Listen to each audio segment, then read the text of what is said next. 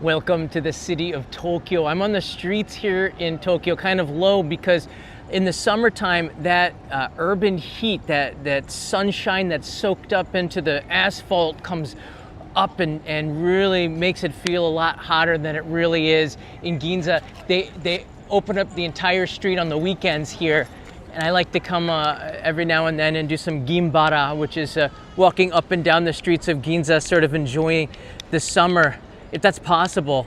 But the question came to me with a viewer asked me, so which one is actually worse? Is Osaka hotter, more oppressive than Kyoto and Tokyo? Which one should I visit in the summer? Which one feels better?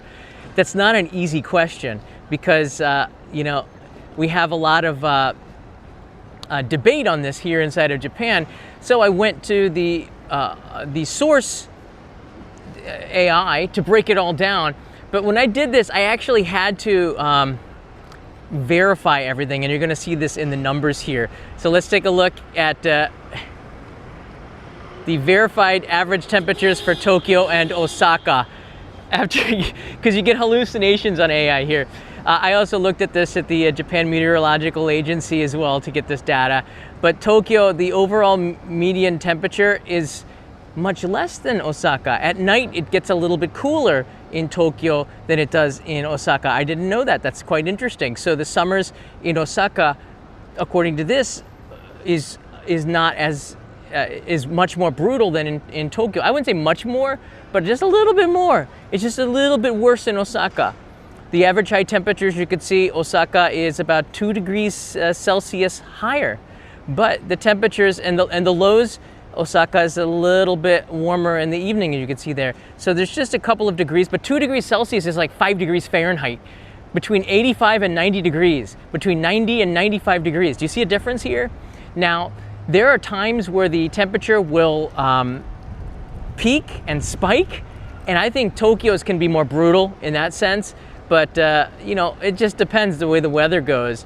You can obviously see that Osaka is hotter, and Osaka pushes towards 33 degrees Celsius, and you can see that the lows, even at night, Osaka stays warmer. So you could actually stop watching this video if that's all you wanted to go for.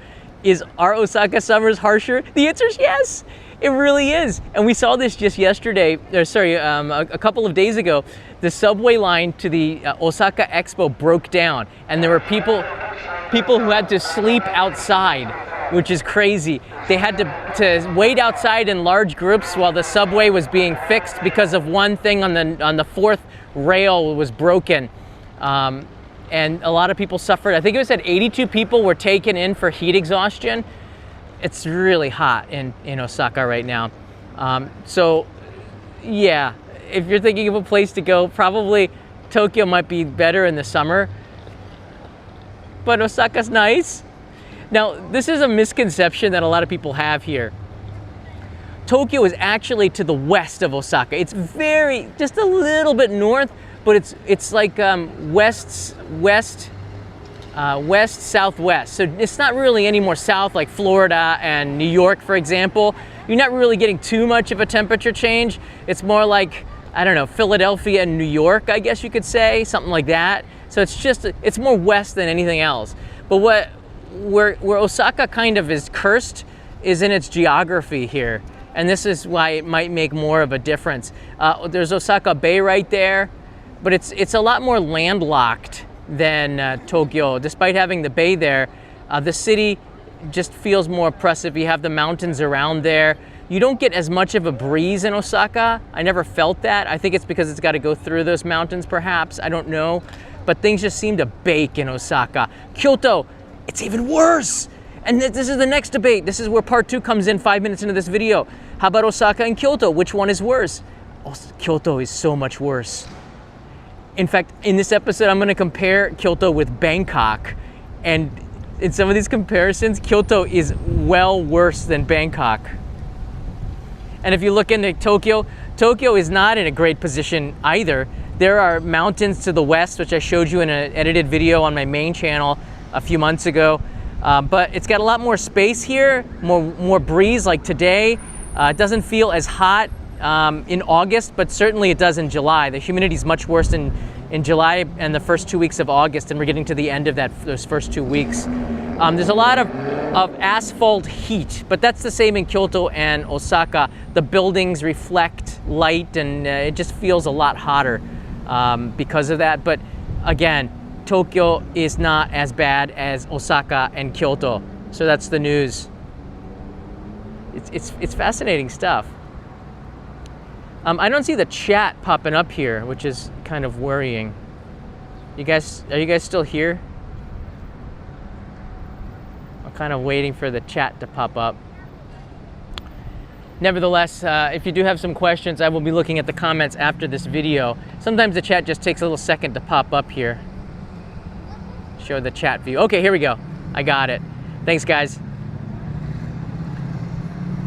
So now I can take some questions as we go through all of this here.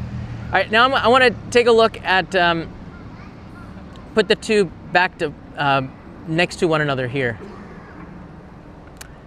Here is Tokyo in August. All right, thank you, Carrie. I see I got the update here. This is Tokyo in August here. I'm going to put the chat here away. You can see that the mean temperature, it's about 27 degrees Celsius, which actually is not that bad. August temperatures, it's more like the last 2 weeks of August really start to cool down. You start to see the humidity dive off, where in Osaka, it seems to stick around a little bit longer. That just could be the way that the monsoons historically have descend downwards. But I thought, or does it go upwards? I think maybe it goes upwards. It's a little confusing there. But in general, though, that Osaka's the humidity is a little bit higher, which makes it feel much hotter. So Tokyo feels soupy. Like right now, the humidity is not too bad today, and we have a nice breeze. But on most days in August, you can't even breathe. The air feels thick. The sweating doesn't seem to cool your body, and you do have a much higher risk of heat exhaustion, which is something you really need to be worried about. I'm going to cover up my face here, which is not a bad thing, but I'll put this to the right so you can see the happy median here. Osaka's about 3 degrees Celsius. These are all verified. I had to double and triple check because AI is not exactly accurate here. But you can see Osaka's temperatures are much hotter, but those 2 to 3 degrees on average, they really do make an impact when you get from like 85 to 90 degrees Fahrenheit, and the humidity goes a couple of percentage up. At this stage, it really does suck more life out of you. I made a promise. I will not, to myself, not to you guys, I will not visit the expo in the summer. Anybody who goes there is insane. And I was right. What it feels like, even hotter and stickier than Tokyo. Warm nights, it makes recovery harder. We get this thing called natsubate, which means like death by summer heat. It's like a Japanese expression. And we feel darui, we feel like just totally wiped out. I got my air conditioner pumping out like at 24 degrees Celsius. I should go down lower. The insulation in my house stinks, but it does feel cool enough. We got a new air conditioner 2 years ago when we complained to the landlord. Eventually he broke down and bought us a new one. But you can see at nighttime is when it gets really bad. Tokyo does cool off a lot better. So you do feel that walking around the streets at night, Tokyo's a lot better than Osaka in that stage. But Osakans drink more, so they actually feel cooler in that way. And then in the middle of me now, I'm gonna destroy myself here. Boom. Kyoto's even worse than Osaka. The average high is 1 degree Celsius hotter. The average mean temperature is, I'd say it's about the same as Osaka, but the lows in Osaka aren't. Let me put it to you like this: it doesn't matter. Why does Kyoto feel hotter than both of these? It's because it's like in a basin. It's kind of landlocked with mountains all around it, and it just bakes. There's like no breeze in Kyoto. I get a nice breeze because Ginza's not too far off from the coast, from the water, but Kyoto, it just doesn't get air. It just like ferments. So like, I don't know, if you're going to Kyoto in the summertime, instead of 3 days, maybe make it 2. Instead of a week, maybe make it 3 days, and get the heck out of there and go to some place that feels a little bit cooler. to the seaside for sure, and Japan's got some of the best seaside places. The average dew point is quite important here. The dew point in Osaka, Kyoto is higher. And it typically feels the heat index here between 42 and 44, and extreme events up to 48 degrees Celsius on the body. That's higher than Tokyo and Osaka. 48 degrees Celsius. That's like the surface of the sun, all right? I'm not joking. I'm kind of joking here. But you add in all of those bodies, not only probably does it not smell that wonderful, not just from the BO, let's be real here, but also like people masking their BO with all these scents. Ugh, that's the one thing I can't, if there's one thing, I love tourists. The one thing I almost said can't stand. The one thing I can't tolerate, is that the same thing? It's like all of these perfume scents. I guess it's the marketers make you feel like it's normal. In Japan, we just do not wear perfumes. We don't have a body odor problem, you know, in Japan. It's not nearly as bad. Because there's some dudes that got BO. More or less, I think people don't do the laundry, single dudes. I was born in the 70s. There'll be some millennials who are politically gonna correct me here. But I was born in the 70s, so you gotta give me a break here. The disco era, that didn't smell so nice either, by the way. But in general, though, Japanese do not stink like people from abroad sometimes. I'm just saying. I get a friend who visits, and he's from Eastern Asia, and he wears a lot of cologne. And I told him, dude, tone it down. And he said, tone what down? And I said, the cologne. And he said, okay. But he didn't. It's in the car. My eyes were I'm just not used to it. My eyes were watering up from the fumes from his cologne, which didn't really mask it very well, the BO. But in Japan, I can't imagine what it's like in Kyoto with all those people and feeling like 48 degrees Celsius. It's got to be rough here. Yeah, I don't like strong perfumes. I don't think usually young people do it. I don't know. Axe and all of these scents are carcinogenic. I heard most of them. So I'm gonna take care of you guys as well. I do use deodorant, but also use Gatsby. Yeah, those towels. They also have in Japan non-scented ones, which I thought is great. The Biore body wipes. I get the non-scented ones. They're the most popular ones, by the way. The non-scented stuff in Japan, and that'll wipe you up right off and get rid of some of the bacteria stuff that's causing the stink. I do research in this stuff here. Men's deodorants are so toxic too. I know I have the a lot of dudes in Japan don't even wear it because they don't need it. I got the natural stuff when I go back to the U.S. Just like none of that stuff that they put in it. I used to use Old Spice, but got rid of that. All right, let's go to the bottom line here. Just get right to it here. What does the body feel like? The body blow of summer. Tokyo, slightly cooler. Do not take that as being better. All right, it's slightly better, I should say. Slightly cooler, but it's freaking hot. But wetter air. It feels tropical, muggy feel. It's soupier maybe. The air can feel really, really thick.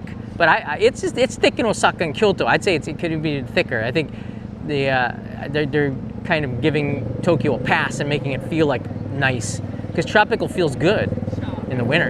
A hotter baseline, which is true. A bit less humid. It's very hard to tell, but still swampy and relentless. Like the humidity is what sucks the life out of you, so I do feel that in Tokyo. But you know, Kyoto is the worst of both. Trapped heat and high humidity equals sauna effect. All three of them have it. It's just Kyoto's sauna effect is worse. I'd say like, we're talking like in percentages, like Osaka's maybe like 2% worse than Tokyo, and Kyoto is 2% worse than Osaka, meaning on probably Kyoto is 4% worse than Tokyo, which seems small, but that's not wonderful. It's not. All right.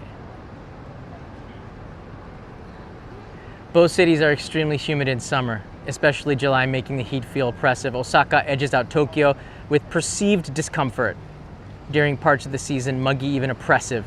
Both are oppressive. So Osaka versus Tokyo. Osaka, I don't want to say wins, because that's not a contest you want to win, for feeling more oppressive here. So I decided to go and check out the averages versus other cities here, okay? Let me pull it out here. Let's compare it to other cities in Japan first. The winner for the worst summer city in Japan is Kyoto. I did not prompt it for this result here. It's widely considered the hardest place to endure summer in all of Japan. It's because you're outside a lot, you're walking around a lot, you're going around from temple to temple. I highly recommend you avoid of June and then the second half of September. Summer, there's going to be more people there because they got off. You got to go when you got to go, but it is oppressive.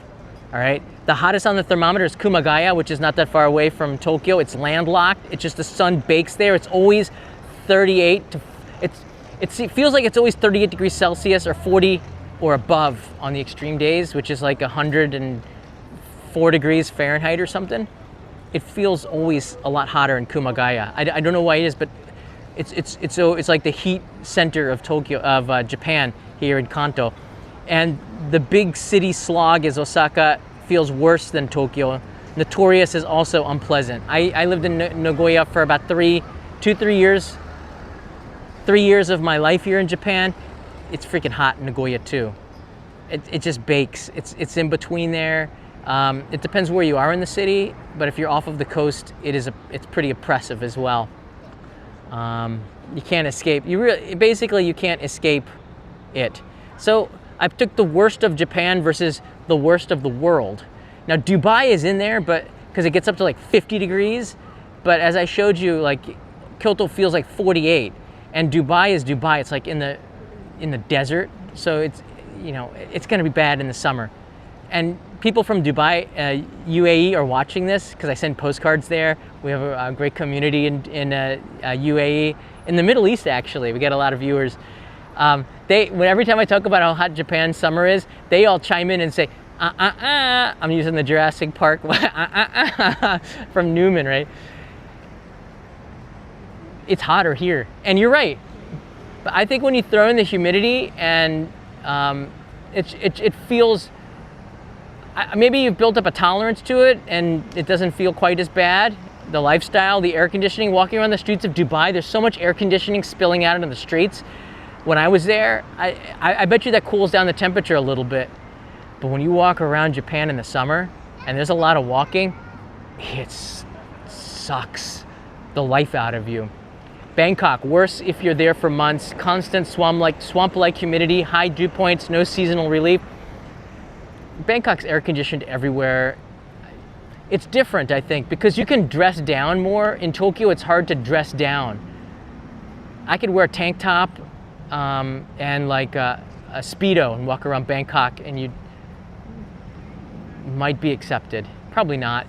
Even in Bangkok, you should wear long pants. It's a country that's a lot more religious than tourists actually understand, I think. Let's just put it like this. You'll see tourists wearing Speedos and tank tops walking around at night, which is interesting and disturbing. Kyoto is worse if you're there in August. The basin effect traps heat and can make a single week feel like suffocating, more suffocating than Bangkok's steady swamp. At least the swamp might get a breeze. Kyoto is oppressive, folks. So in short, they sum it up like this: Bangkok is an endurance test, and Kyoto is a short, sharp punishment. It's like getting whipped. And every single day that you wake up, you get whipped. Honestly, it's really bad. I'll take some questions here. We're gonna walk around Ginza here a little bit, so you can get an idea of what this area is like while I try to answer. Kyoto has too many foreigners. I'll pass. It's not foreigners. I'd like to separate that. Kyoto has too many tourists. There are people who live there that are like locals. I get in a taxi. I can speak Japanese. I know what I'm doing inside of a taxi, for example. they should treat me like a local once I get in and I say something in Japanese. So I don't think I'm a disruptive in that sense. But there's tourists who just don't know what the heck they're doing. And when you get a lot of people who don't know what the heck they're doing in one place, you have chaos. Which is part of a tourist attraction. There's nothing wrong with that. But the whole city being a tourist attraction can be somewhat disturbing to locals. How are the mosquitoes during the summer? That's a great question. That's a great question. They're not great. All right, basically, if you are outside, there's no mosquitoes at elevation. So here we're about at sea level, so you're gonna get mosquitoes in the city. Not so bad in Tokyo, but out in the countryside, they're vicious, man. There's a lot of bad mosquitoes. We've had outbreaks of dengue fever. Mostly in Yoyogi Park had one about 10 years ago, which was awful. A lot of people came down with dengue fever. I got it twice. The second time I almost died. I got it in Cambodia because I was an idiot wearing shorts and a tank top around Angkor Wat. I went to the hospital there, which is outdoor in a sandbox. Foreign doctor, he was French, really nice. But he said, you got to get the heck out of here. Get to Bangkok immediately. Got to Bangkok. It was a night bus.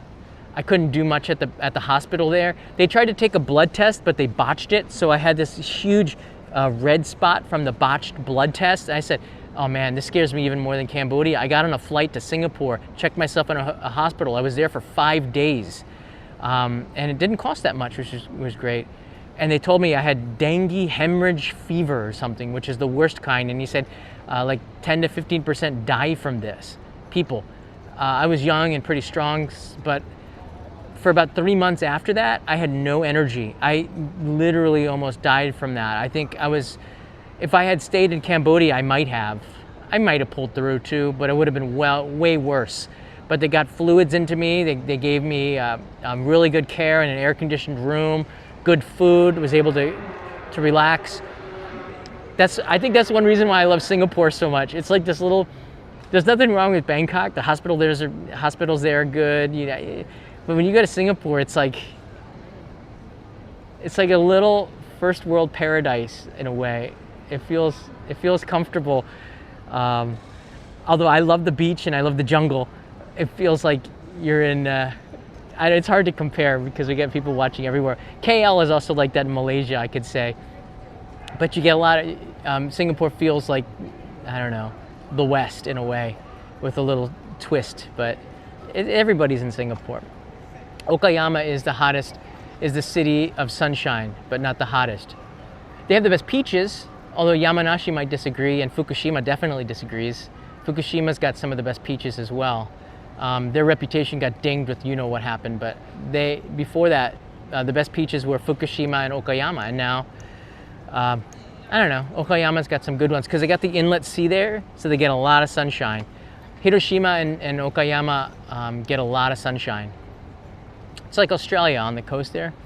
You're probably going to get the best weather in Hiroshima. You get a lot of lemons coming from that region, the Seto region. Are Japanese schools generally air conditioned? That's a good question. I think they used to be, but after this is a kind of interesting tidbit of information. So after the great Tohoku earthquake and tsunami about, what is it now? We're going almost on 15 years now, 14 and a half years ago. We had a problem with electricity and power all throughout the country, mostly in the Kanto and the Tohoku region. We didn't have the nuclear reactor running. And we couldn't get power from Osaka because they have a different hertz voltage. It's something stupid system that Japan has. It's 50 hertz in Osaka and Kansai, and it's 60 in Kanto. Another reason why the two might not like each other. But we couldn't get the power from there to work, so we had to all in the country conserve power. So we had this cool biz. So for several years, everybody at the office could take off their jackets and just wear short sleeve shirts, sometimes without the necktie, which is unusual for Japan. And we went cool biz. And that sort of stuck around for a while. A lot of businesses now conserve electricity and power as a result of it, probably a really good thing overall. So yeah, I think that the schools didn't for a long time, but they might on certain days. I don't know. Leo's Hoikuen, which is his preschool, they have air conditioning inside there. A Global Nook, thank you very much. Appreciate that. Is that from the Philippines? Hikaru Katayama writes in here, time to take a trip to Hokkaido. I know, but not. I have to be honest with you. Ramsey's silent. All right, let's go. I'm gonna try to find Ramsey's. I'm gonna try to find a vending machine around here, but they took away the vending machine corner that I usually go to. It's not there anymore. And I did stop off at the shrine yesterday, guys, but it was so crowded I didn't take any videos. Made a donation. Maybe I'll try to go because of Obon holiday. There's a big line. All right, let me turn around here. Yeah, you know, I'd love to go to Hokkaido, but there's been an increase in bear attacks. And I'm talking like, there have been bear attacks inside of Sapporo. Like it's a city, but maybe not the center, but on the, around the rims of Sapporo city, they're getting bear attacks, or people are getting bitten or killed or attacked. The bear attacks are increasing incredibly. Or either that or the news is reporting on it, but I'm seeing like every 2 days another person getting attacked by an Asiatic black bear. In Hokkaido, they have brown bears, which are even more violent. They just are bad-tempered suckers. So I'm actually, maybe some of you might be here. I'm going hiking in the mountains of Niigata and Nagano in October for an autumn episode in collaboration with a client. It's so fascinating of an episode. I learned so much from them. And I gotta buy some bear spray. Do you guys have any recommendations? Maybe people from Oregon or Alaska that are watching know about it. Bear spray is something that you should be carrying. You can't have air horns are hard to find to scare the bears off, but you gotta everybody has to have bear spray. But in Japan, it's like 15,000 yen or $100 for one can that lasts for 5 seconds. But like, if you don't have any self-defense against a charging bear, you're in some deep duty. So I gotta go get myself a can of bear spray. I don't know which one to get. You can save a little bit of money, but is that the kind of thing you wanna save money on?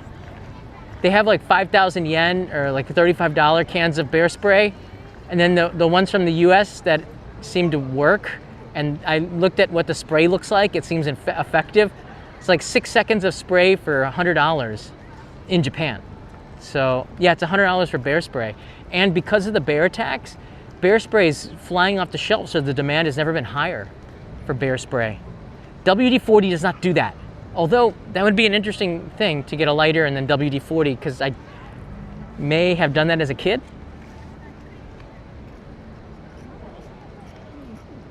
Stupidly. But yeah, WD-40 is like a lubricant and the can could explode. I'm lucky I'm still here, actually. Stupid things that kids do. I reckon WD-40 would actually work better. Are you serious? It could. That stuff does not smell good. It's hard to get it off my hands. It's so lubed up. Milchi Vias 2024, always watching your vids. Do you happen to work in Omiya 15 years ago with Troy from Canada? No. I did work at a GABA in Omiya for a couple of days. I don't know if there was a Troy there. Bear sprays can vary between $40 to $70. Yeah, the Saber one seems to be the one that I'm going to get, but there's a Frontiersman as well, which is highly recommended.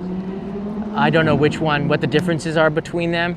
Look, I just want to not get mauled by a bear, and I've seen some of the attacks. It's scary. Those things are massive, and they charge at you low. So when you shoot, I've been studying this. When you shoot your bear can spray, you have to shoot low, which is where their nose is, close to the ground, as they dig in to try to get you.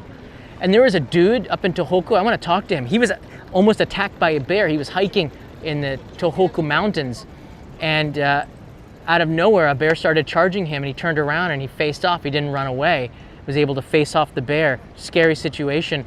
But those little bells, they don't work, all right? This is a new hat. I was gifted it, so they seem to work. Keep the sun off, trust me. And this one's got air conditioning on the side, so and pocket for documents. Like, I don't know, in the olden days you could put a map if you get lost, but now you can put extra pair of socks. I don't know. Gifted it. Past tense. Black bears are fine. It's the brown bears that are scary. I gotta be honest with you. All the freaking bears are scary. I can scare at the bears in the zoo. I know what it is. Come on over here. I gotta tell you something. I know what it is. If Peso knows, and a lot of you have been watching the show for like 8 years, this channel in particular, you guys know. Come on over here to this, where there's nobody around here. All right, listen. Back in the day in Hokkaido, I was at a place called Noboribetsu, and they had a bear park. These oppressed bears in a cement playground. It did not look fun. This is where we found Toby, the satanic crow, and what he did. And they all worship one another or some, I don't know what's in the forests around there. And they call it Jigokudani, which is Hell Valley. So Noboribetsu is famous for its whatever, the ogres. But these poor freaking bears were trapped in some sort of prison. I felt so bad. And the live stream is still up on this channel. In fact, the bears, and there's a bear at the next city at the old Ainu Museum that was in a cage that was like a prison, like a 1930s zoo. You know, the ones you see in Bugs Bunny. The bear was in there, depressed and sick, and eventually somebody in the UK got the bear, and he's now in that same bear. As a result of the video I heard that I made, showing how depressed, because tourists weren't even going to that Ainu museum. It was pretty rough at certain parts. There were like rabid dogs in cages and stuff. It's like, just nothing to see here. It's really sad. But I think this is what this channel did back then. We were able to make some changes because nobody had shown that stuff. I mean, you don't show that. Those episodes are still on this channel, by the way. But you can see that bear park in Noboribetsu that still exists. It's just inhumane. I threw pieces of salmon, which they sold, and the bears are very smart, actually. They're very smart. Don't underestimate them. I threw the bears, and they would catch it in their mouth or catch it in their claw, a bear claw, which is now making me hungry because it's those big donuts in the States. I had a couple of those bear claw fritters or something. But they'd catch it in their claw, and then they would eat it, and they'd do tricks and stuff to appeal to the people. That's all cute and all that, but I want them to go live out in the forest. I think that they are talking to the other bears, and the bears are learning that humankind stinks. We put them in these prisons up in Hokkaido, and you know, they're getting their revenge. I don't know. I think they communicate, and I think maybe through the crows. Through the crows. You still eat bear in Japan. I've eaten bear in Japan. Maybe they can smell it in me. Almost regret it. It's not the greatest meat. It's very tough. It's part of the culture in Gunma and in the mountains there. The Nagano area, you can get bear on the menu. In the Shin-Etsu Trail up there, beautiful area. But you have to have a hunting season. You have to keep the populations down, or else they're fighting with the human population, and now a lot of them are getting into the hiking trails. It's something I really worry about. The number of incidences have gone up, so I know that the bears are communicating. They're not dumb animals, folks. I do look like Smokey. Maybe I should wear this hat. I do look like Smokey the Bear. See? A lot of respect for Smokey. Keeps us safe. Ramsey Silent, I'm sorry, I'm still looking for that vending machine. I'm on the 5G because I noticed that 4G is not good anymore. But the problem with 5G is if you go off course, I know, Planet of the Bears. Look, the apes, I guess, it's interesting. The chief of the Tsukiji police, it's too bad that this isn't filled with booze or something, huh? But they're very strict with the bicycles here. They have these dudes roaming around. They will tackle you. It's a It's not a physical tackle, it is a verbal tackle. It hurts. Sometimes words hurt. All right, let's go this way. There's a buffer zone here, like a no man's land. I don't know if the 5G is gonna die out.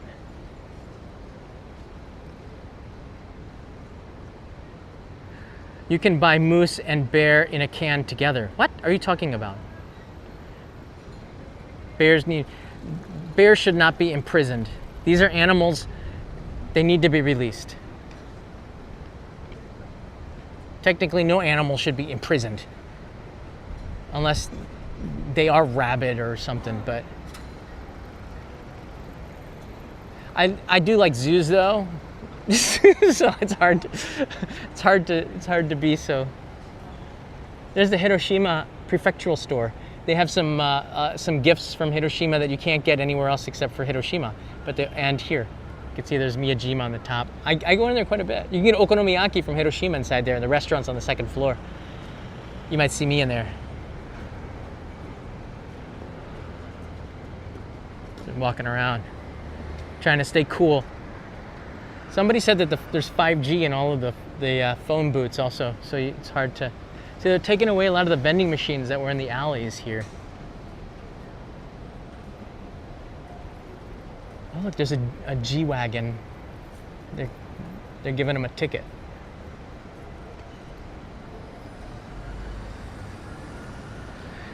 If you guys like omurice, the first omurice restaurant in Japan is down there.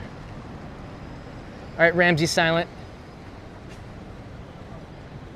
All your kindness is now boiling down to this. Let's see what we can get. Oh, they don't have pudding in a can anymore. Oh no, yeah they do. Highly questionable drink.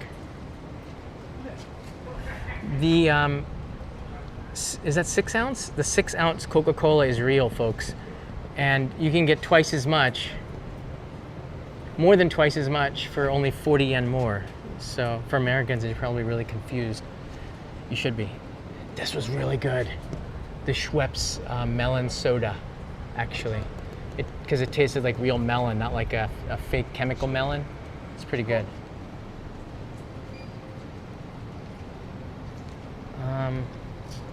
Okay, it's all iced coffee here.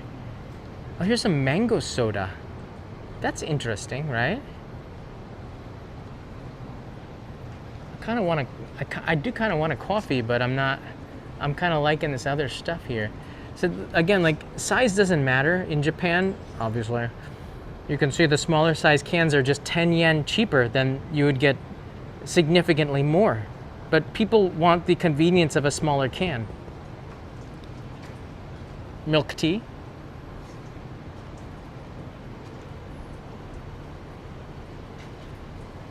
It's like pudding gel. It's like mushed up pudding. It's basically the pudding as a kid when you would mix it up to make a slush and then drink it and go, look, Mom, I'm drinking it. Japan is the king of making drinks that you would have enjoyed if you were 12 or less. They do have Mountain Dew here, by the way. It's not, you don't find it in every place, but they do have Mountain Dew. It's a tough choice. It's a tough choice. You know, after Otani struck out 7 yesterday, I'm somewhat impartial to this.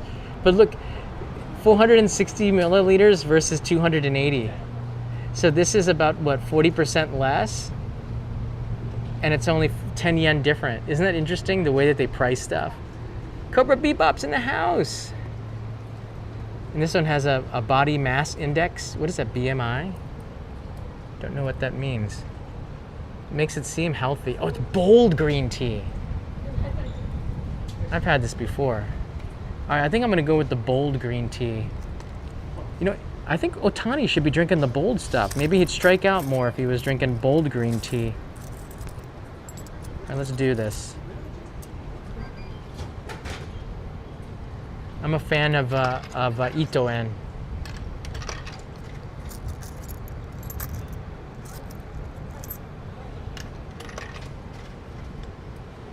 All right, I'm going for the bold. Although I do like mugicha in the summer. It's got a lot of minerals. Let's go bold here. Ooh, nice and cool. 50 yen. Zam Zam 9043. Putting in a can for Leo.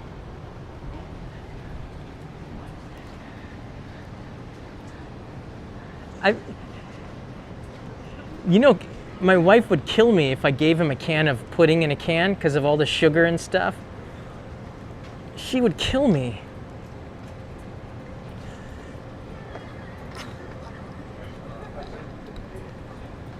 All right. Itadakimasu.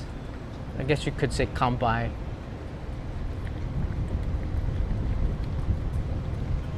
Oh, that's bold.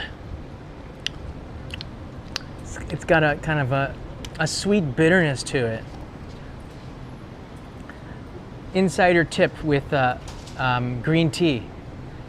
Don't ever use boiling hot water. Make sure that the water is about 80 degrees Celsius, less than boiling, because then you don't get the bitterness of the caffeine. You get a little bit less caffeine, but you get a sweeter green tea without having to add sugar to it. It takes the bitterness away if you don't use boiling water. So make sure the water is about 80 degrees Celsius instead of 100. I always do that now, and it makes a better cup of green tea. Don't use boiling hot water. It's harder to do because you have to cool the water down a little bit, or not heat it up as much. But I am tempted to get this because you gave that super chat, but I know if I do that, I'm gonna get destroyed by my wife. It's a hard one. I'm not gonna do it. I don't wanna waste food. I'm gonna have to get him. Nah, he's not gonna, yeah, you know what? It's a tough one. I don't even think Leo's gonna like it.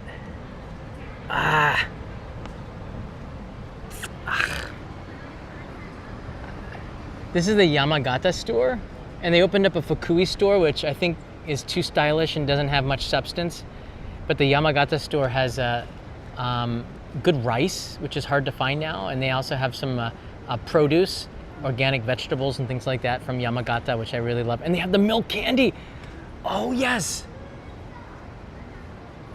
Oh, do you guys know about the milk candy? All right, you know what? I'm gonna go in there and get some milk candy. How about that? I'll get that. You know, I will get that for Leo. Okay, I'm gonna get the milk candy for the. I'm not gonna get the pudding. It's just a waste of money and time, and I'm gonna get in trouble. All right, let's go and get the milk candy. And you guys can tell me what flavor.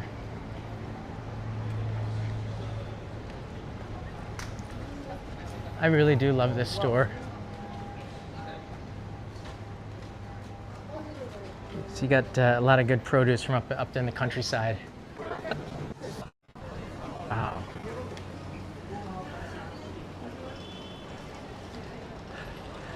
All right, the signal is not that great in there.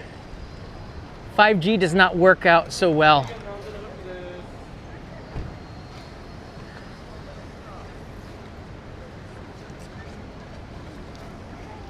"5G does not work well inside of buildings, as you can obviously see, but this is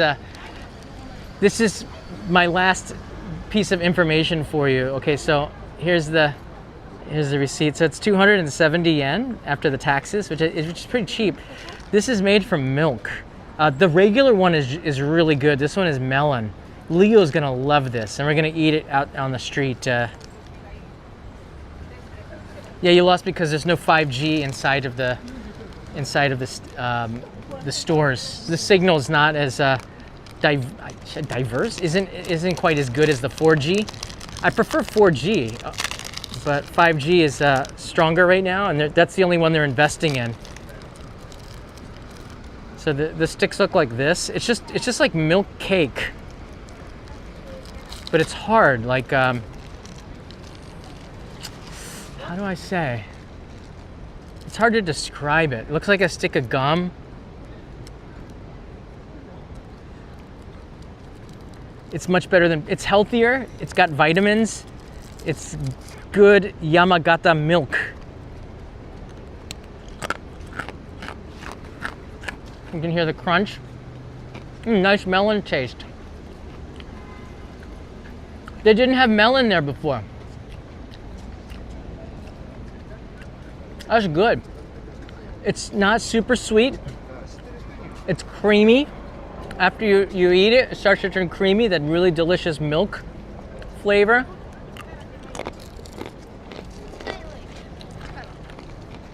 That's nice.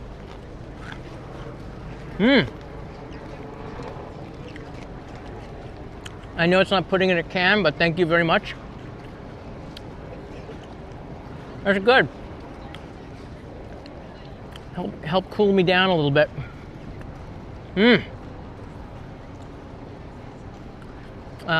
Yamagata has them. They're from the Yamagata store. You can get them sometimes at Don Quijote, but Yamagata stores, as I showed you, they got like 15 different flavors. Cherry is one of the most famous ones. Oh, you know, the cafe au lait ones, the coffee flavored ones are so good as well. I take a pack of them when I'm on the airplane. Instead of eating like, you know, the candy bars and the Haagen-Dazs ice cream, which is so good, but I don't eat it on the plane, I'll eat some of these milk bars. They're not too high in sugar, which is good. They got a natural sweetness to it, you know what I mean? That was interesting though, the way you can make green tea.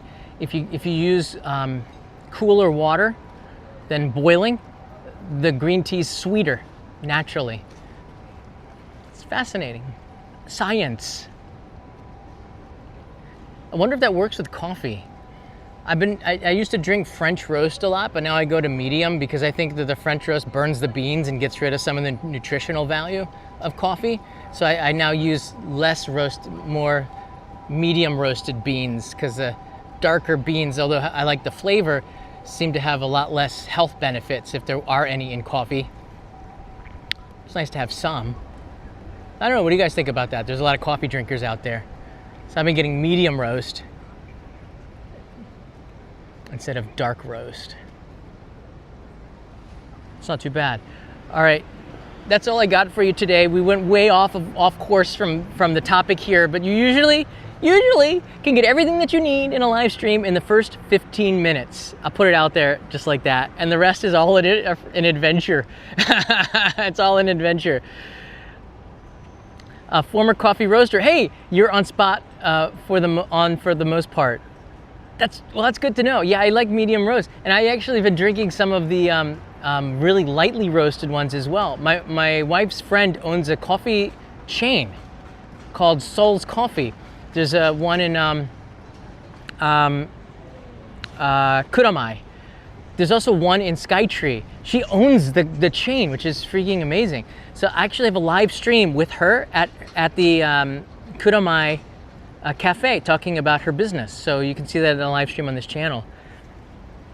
And I've been to Kiyosumi Shirakawa. If you like coffee, you can go there. There are some pro coffee places. That's where Blue Bottle, Michael Sassano, brother, you don't have to super chat at all. I can feel the love whether you're super chatting or not. I do appreciate the sentiment. No worries at all. Yeah, if you're a coffee drinker, Japan does it really well. I think Kiyosumi Shirakawa is an interesting place to stay outside of like Shibuya.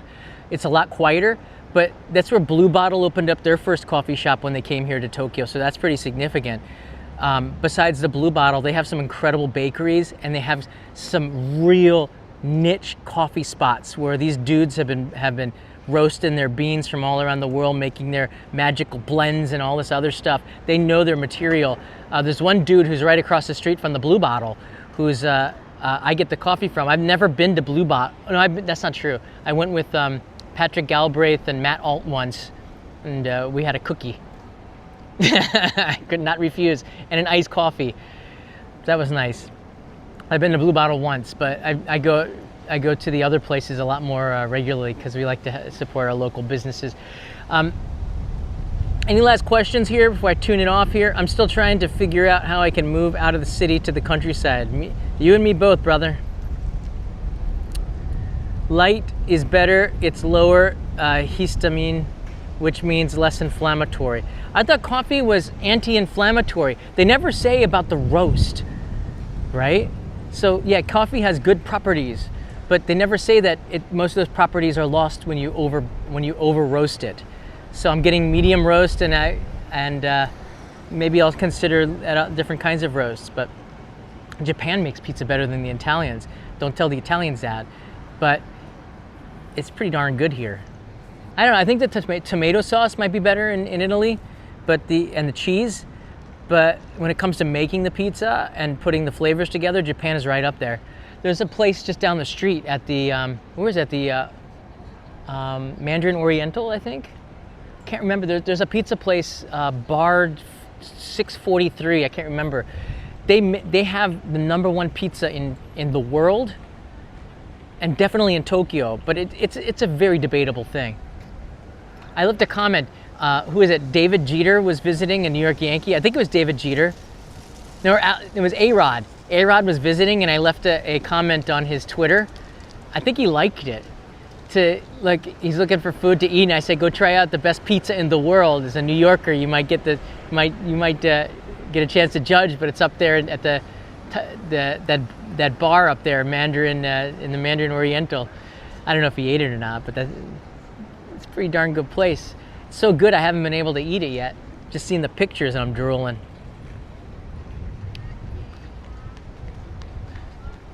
I think it was A-Rod. I grew up a Yankees fan, and in the shadow of the Philadelphia Phillies. So, kind of between both teams. They never really played each other because they weren't in the World Series together, but American League, Yankees, National League, Phillies. And when I moved to Ohio, we cheered for the Indians, and we were always very disappointed, but that's life in Ohio for Ohio sports teams every now and then. All right, guys, take care. It's pretty bad. Cleveland Browns, it's not good. But you're not a fair weather fan. You're a Browns fan. You're a Browns fan for life. You go through the pain. Wasn't there a movie, Kevin Costner movie, Draft Day or something? I can't remember. Cleveland Browns. It's a painful, painful thing to be a Cleveland Browns and a Cleveland Indians fan, man. But I digress. All right, take care, everybody. Stay cool out there. It's actually not too bad of a day. I'm getting back to editing. I've got a couple of videos coming out. I have a Japanese strawberry video, which I filmed in March. I have a Japanese cherry video, which is hard to do because the cherries had a bad harvest this year. So I'm not sure if I'm gonna be able to release that until winter when they have the second harvest. And I have a Mount Fuji episode, which has nothing to do, well, has a little bit to do with Mount Fuji, but more about how Mount Fuji runs. Oh, one last thing. I'm going to Mount Fuji on Monday. So I'm going to be filming the last part of this episode on Monday, and I'm going to be making a trip to Kawaguchiko to check out that Lawson's. They've changed the gate again at Lawson's, so we'll have a live stream from Kawaguchiko as well. A lot of stuff going on here. And I want to say a shout out to everybody for watching the atomic bomb episodes of Nagasaki. It's about the day of the bombing and the aftermath. It's not a World War II story. It's a story of Nagasaki and the survivors. And I wanted to do this before the survivors. We lost them. And I found Ujihara-san and Yokoyama-san. They were so wonderful to talk to. They're in their 90s. Ujihara-san right there in the thumbnail. He's 95 now. Sugoi ne. He's so powerful for 95. He's still a beekeeper and a botanist, and he's doing woodworking and stuff. So he tells us his story. The video's almost got 60,000 views now, but I want to say thank you for those that are watching and supporting the channel. This is all based on the Patreon support that I get. I was able to fund this, self-fund a couple of trips back and forth to Nagasaki, as well as Ben Pon.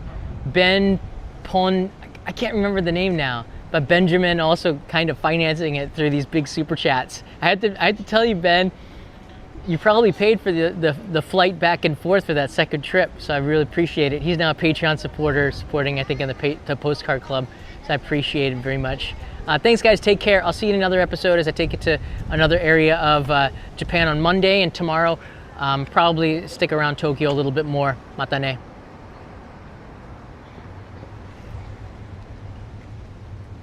I do love how they close down the streets. They have these tables with the umbrellas in the distance. Kind of neat to get a bento if you can snag one of those. And I'll catch up with you soon, Carrie.